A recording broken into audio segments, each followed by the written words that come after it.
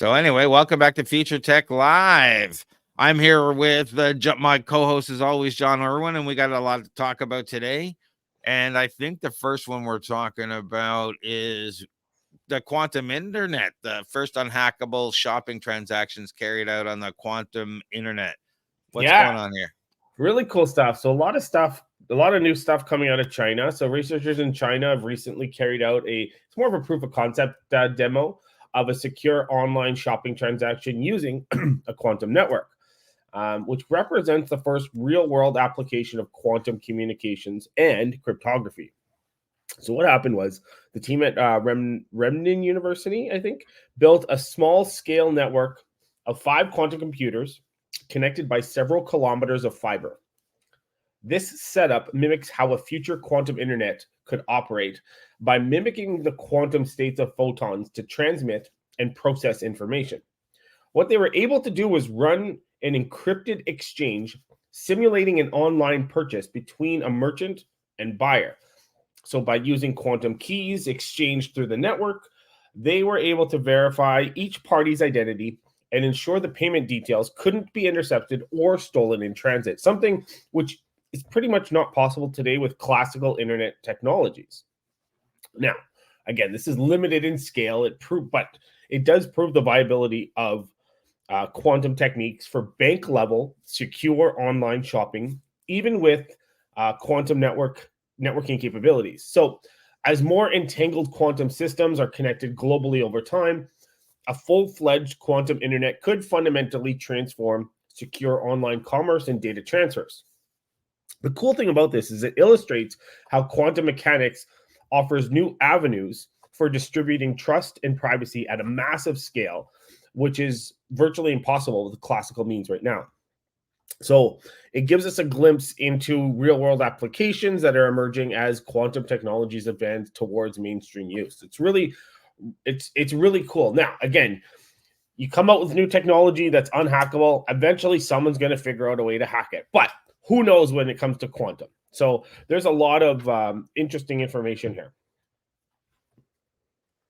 Yeah, unhackable is always something I question because, it's unhackable. Why? Because it's on a private fiber network, or because it's unencrypted, or because of the 1,000 other things that make it secure, or just because it's the newest thing and we haven't applied the quantum computer to break the encryption to it's interesting. I like the concept, but we are years away from the quantum internet. So is there a hybrid solution or something that we can start leveraging along the way to make us more secure between now and then? I think so. Yeah, there's a few things. So QKD, which is quantum key distribution, it uses quantum entanglement to securely generate and distribute encryption keys between nodes. So while the actual data transmission and processing would occur classically over existing networks, we could have a level of quote unquote unhackable security, not possible otherwise. You could do some quantum optimization, so leveraging quantum processors to accelerate optimization tasks like finding lowest energy configurations, optimal routes, even machine learning clusters, once we get to a point where it's a viable use.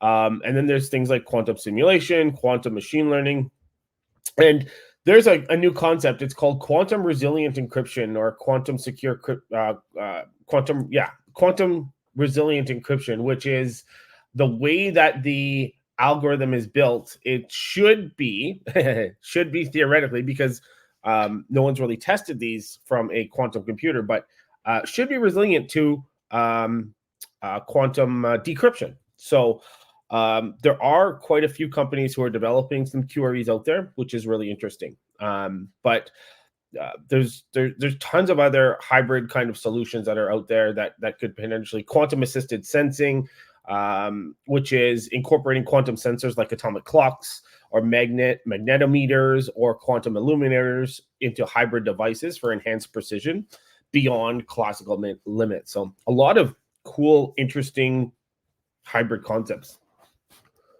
viable hybrid concepts. So if you're watching online, you can leave a comment on any platform, Twitter, YouTube, LinkedIn, and we can see it and respond to it. Thanks for watching. So how much of an issue is this? Like, from what I hear and understand, most of our issues are come from social engineering when it comes to credit card theft and Yeah. the how much actual of this fraud or stuff, or is the transaction online being hacked versus any other number of things? Right now, not much. It's more of social engineering or exploiting zero-day vulnerabilities. That's how most of these hackers are getting your information and hacking things. But the theory of quantum computing is that it's going to be able to crack any current encryption within seconds, just because of the way that it's able to handle data and able to the algorithm is able to work through the encryption algorithm. So it's right now currently, again, it's just a lot of social engineering. Installing malware, getting people to open up attachments or open up emails, and then getting access to someone's computer who has access to the database of that company.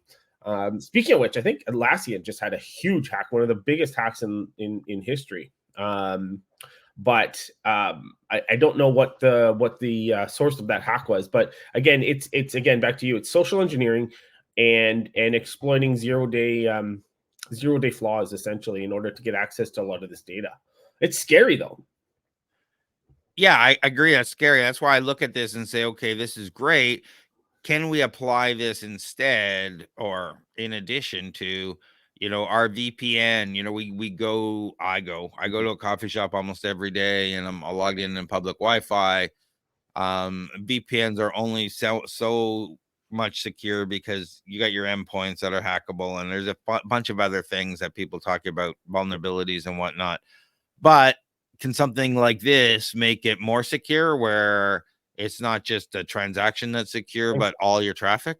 Yeah, absolutely. I definitely think so. Based on my understanding of quantum mechanics and quantum physics and things like that, I think so.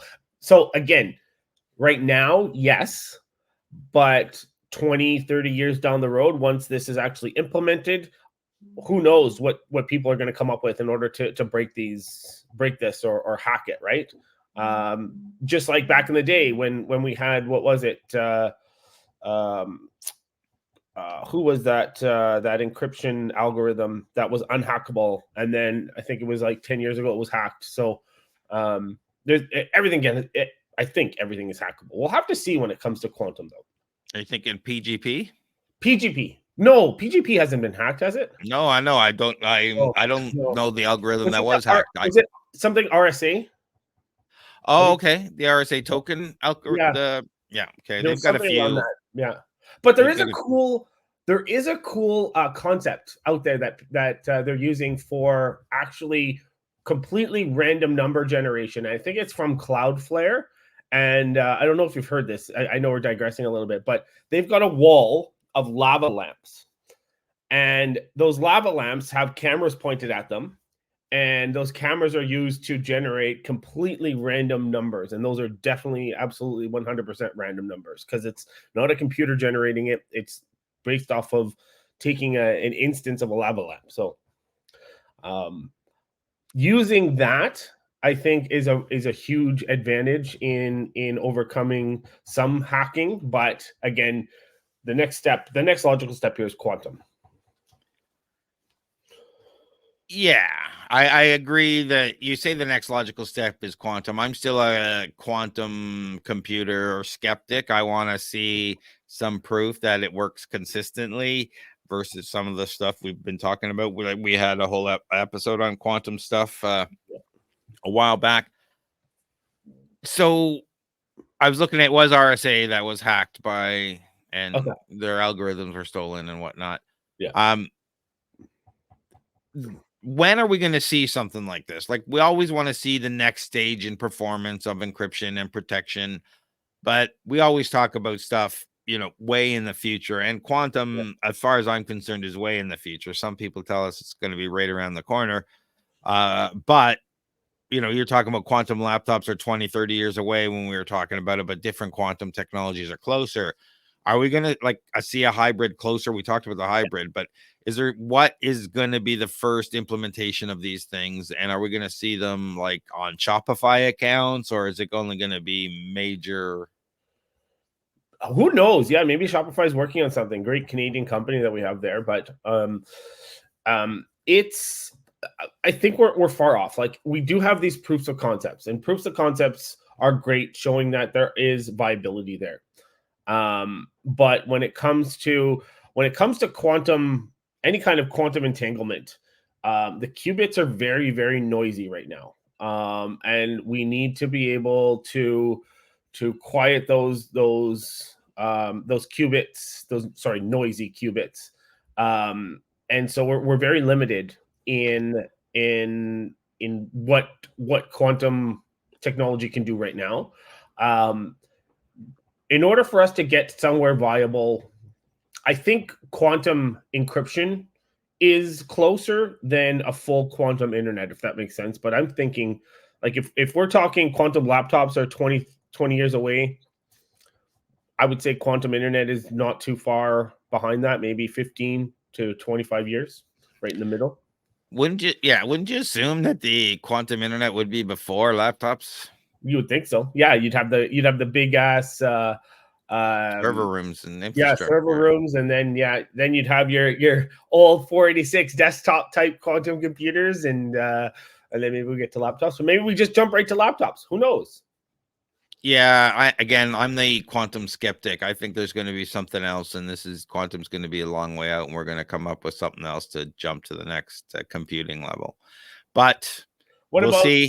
What did I just read? I think there was an article I just read about graphene being used in chips, but who knows I think that's just for miniaturizing it more, not for the power that we need that relates to quantum. But absolutely. So we'll have to see what happens. Like, I'm excited about this because I like the interesting technology. I'm not really sure about, how important it is to have unhackable shopping transactions, or what a leap forward this is versus how much of the actual in-process transactions are hackable now. Yeah. And get hacked, because like we say, most of the stuff we see is malware that's taken over, or it's social engineered stuff, like shutting down the big companies now. It's this in the ransomware stuff that everybody seems to be being hit with, and no one seems to be doing anything about to stop. Yeah, no, it's crazy. But again, there's so many limitations and challenges, and I see your skepticism, and I can see why you would be skeptic. But you know me, I'm the optimist here. I'm the optimist prime here, and I do see it. But again, I haven't done a deep dive into actual, like, where we're actually at with a lot of this stuff, other than articles and doing some deep some follow up on that. But I'd be interested to see. Yeah, I did see one quantum computer, IBM's at CES, which was really cool to see. But apparently, the size of it is mostly just because it needs a lot of cooling. Makes sense. Yeah, just like the first computer, right? Yeah, it'll be interesting to see where this technology goes, and we'll keep an eye on it and keep you informed here.